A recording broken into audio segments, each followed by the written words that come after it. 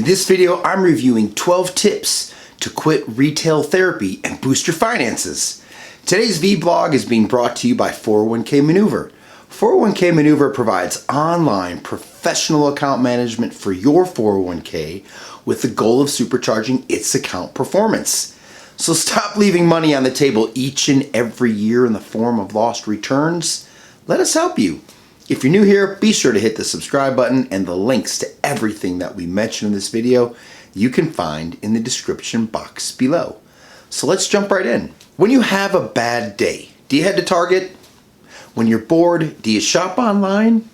When you have a cause for celebration, do you splurge on something new? These are all common ways to engage in retail therapy. The problem is that retail therapy is not true therapy. It's a simple way to get a quick dopamine boost and improve mood, but retail therapy adds up. Mint explains, roughly half of consumers admitted to buying products to boost their mood, and each emotional purchase costs on average $114.32. If you were to make one emotional purchase per month, it would cost you $1,371.81 each year. Money doesn't buy happiness. It's time to say goodbye to retail therapy, you guys. So keep watching for 12 tips to help you break retail therapy habits and make healthier choices. Let's talk about the status of retail therapy today. Research has been done to better understand why people engage in retail therapy and use it as an emotional crutch. According to BetterHelp, studies have found that many people use shopping and browsing as a short-lived habit to alleviate boredom and loneliness and to counteract uncomfortable or unwanted moods, such as residual sadness from adverse life events. It's important to note that retail therapy is not real therapy, and at the same time, it's not considered a mental health issue.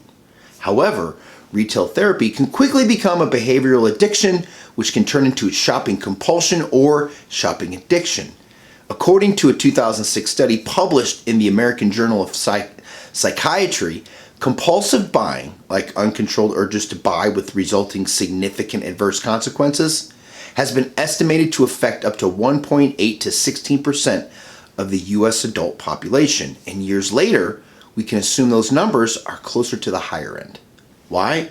Because post-pandemic, people are using retail therapy as an emotional crutch even more. A 2022 Consumer Pulse survey explains U.S. inflation grew to nearly 8.5% in March of 2022, with the May 2021 to March 2022 period showing the highest inflation in a decade. Yet, U.S. consumers spent 18% more in March of 2022 than they did 2 years earlier, and 12% more than they were forecasted to spend based on pre-COVID-19 trajectory. When people should be saving money, they instead turn to buying more to help them cope. A 2023 survey by consumer platform Clivio found consumers believe in spending during stressful times, such as the recent rise in inflation. The survey includes more than 1,000 people in the U.S., which found that more than 60% of people use retail therapy to improve their mood. The same survey found more than 45% of consumers say they treat themselves to retail therapy, with 49% of consumers reporting that they will indulge on discretionary items because they are less stressed about the economy, while more than 35% state they are spending because they are stressed out about the job market. While occasional retail therapy is okay, you guys, many people are using retail therapy regularly as a crutch to deal with life's stressors, and this is dangerous.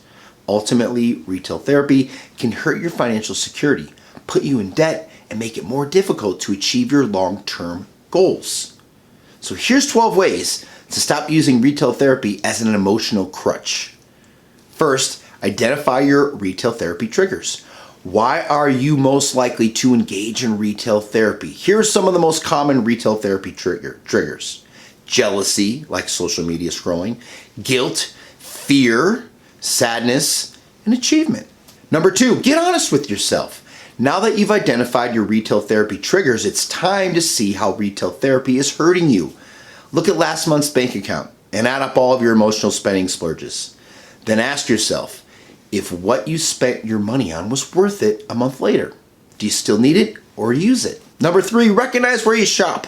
It's also important to know where you tend to go when you want to engage in retail therapy. For example, do you head to Target after a rough day at work?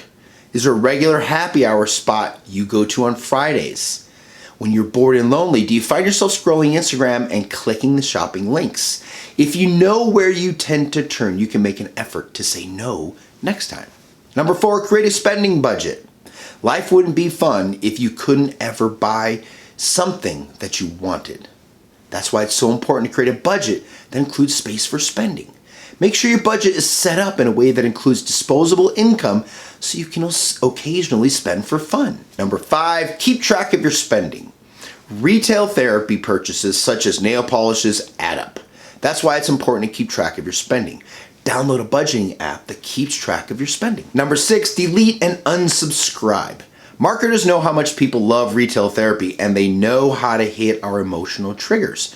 With this in mind, go through your phone and delete your shopping apps and unsubscribe to store mailing lists. Number 7, make it harder to spend money. Have you ever noticed how easy it is to spend money these days? We no longer even have to insert our credit cards into the machine. We can just tap our cards or our Apple Watches and make a purchase in a matter of seconds.